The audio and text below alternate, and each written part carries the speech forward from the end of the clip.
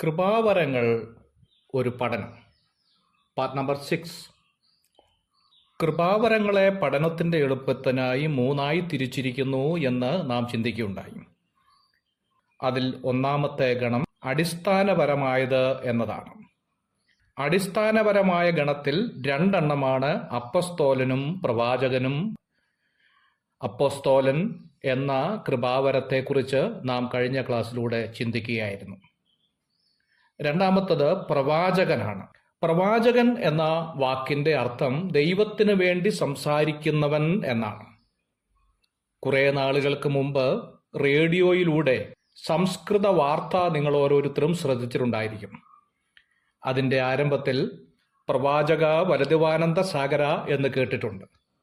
പ്രവാചക എന്ന് പറഞ്ഞാൽ പകരക്കാരനായി സംസാരിക്കുക എന്നുള്ളതാണ് അതിൻ്റെ അർത്ഥം. മുമ്പോട്ട് പറയുക എന്ന മറ്റൊരു അർത്ഥവും ഇതിനുണ്ട്.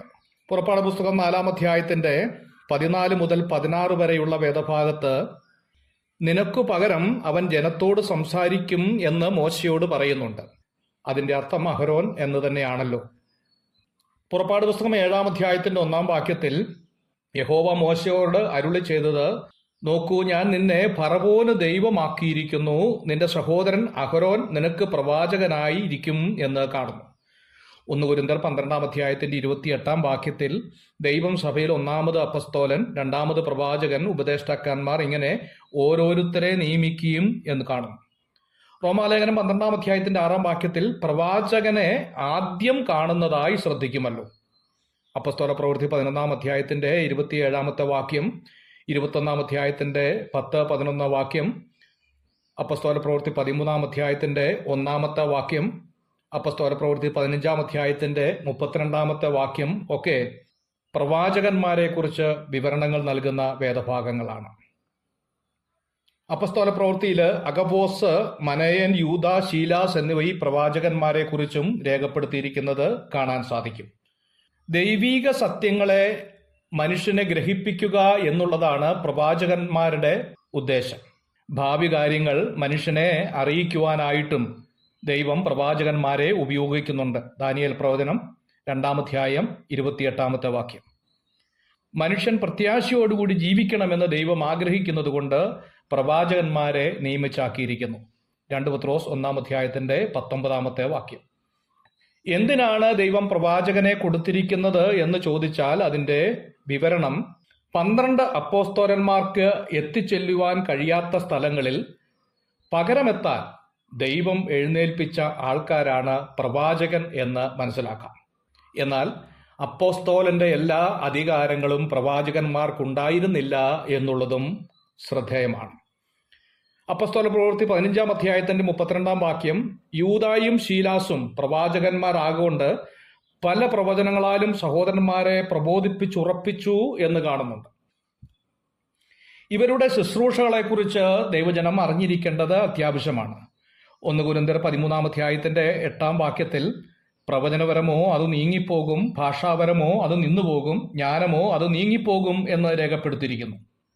ഈ വേദഭാഗം ദൈവജനത്തിന്റെ മധ്യത്തിൽ വലിയ തർക്കങ്ങൾക്കും സംശയങ്ങൾക്കും ഇടവന്നിട്ടുള്ളതാണ്. എപ്പോഴാണ് ഇവിടെ പറഞ്ഞിരിക്കുന്നത് നീങ്ങിപ്പോകും എന്നുള്ളത് ദൈവജനം എപ്പോഴും ശ്രദ്ധയോടെ വീക്ഷിച്ചിരിക്കേണ്ട ഒരു കാര്യമാണ്. 1 കൊരിന്ത്യർ 13-ാം അധ്യായത്തിന്റെ 8 മുതൽ 10 വരെയുള്ള വേദഭാഗം ശ്രദ്ധിക്കുമ്പോൾ പൂർണ്ണമായത് വരുമ്പോഴാണ് അംശമായത് നീങ്ങിപ്പോകുന്നത് എന്ന് വ്യക്തമായി രേഖപ്പെടുത്തിയിട്ടുണ്ട്. അങ്ങനെയെങ്കിൽ ന്യായമായ ഒരു സംശയമുണ്ടാകും, എന്താണ് പൂർണ്ണമായത് എന്നുള്ളത്. യാക്കോബിന്റെ ലേഖനം 1-ാം അധ്യായം അതിന്റെ 25-ാമത്തെ വാക്യത്തിൽ സ്വാതന്ത്ര്യത്തിന്റെ തികഞ്ഞ ന്യായപ്രമാണം ഉറ്റുനോക്കി അതിൽ നിലനിൽക്കുന്നവനോ കേട്ടുമറക്കുന്നവനല്ല എന്ന് കാണുന്നു. തികഞ്ഞ ന്യായപ്രമാണം എന്നുള്ളത് തികഞ്ഞ എന്നുള്ളതിന് പെർഫെക്റ്റ് അഥവാ പൂർണ്ണമായ ന്യായപ്രമാണം എന്ന ആശയമാണ് ഉള്ളത്. 19-ാം സങ്കീർത്തനത്തിൽ യഹോവയുടെ ന്യായപ്രമാണം തികവുള്ളത്, അത് പ്രാണനെ തണുപ്പിക്കുന്നു എന്ന് കാണുന്നു. തികവുള്ളത് എന്നുള്ളത് പെർഫെക്റ്റ് എന്ന വാക്കാണ്, പൂർണ്ണമായത് എന്നുള്ളതാണ്. അതിന്റെ അർത്ഥം ദൈവവചനം പൂർണ്ണമാണ് എന്ന് വേദപുസ്തകത്തിന്റെ പല ഭാഗങ്ങളിലും രേഖപ്പെടുത്തിയിട്ടുണ്ട് എന്നുള്ളത് ഞാൻ ഓർമ്മിപ്പിക്കുകയായിരുന്നു. എന്തിന്റെ അപൂർണതയാണോ അതിന്റെ പൂർണ്ണത നീങ്ങിപ്പോയി എന്നാണ് ഇതിന്റെ അർത്ഥം. അഥവാ പ്രവർത്തിക്കാതെ പോയി എന്ന ആശയവും ഇതിനുണ്ട്. ടെലിയോസ് എന്ന ഗ്രീക്ക് വാക്കാണ് പൂർണ്ണമായത് എന്നതിന്.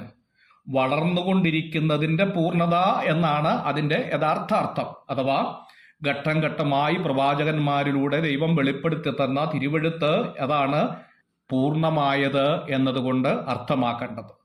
പൂർണ്ണമായ തിരുവെഴുത്ത് നമ്മുടെ കരങ്ങളിൽ കിട്ടുമ്പോൾ അംശമായത് നീങ്ങിപ്പോകും എന്നാണ് നാം മനസ്സിലാക്കേണ്ടത്.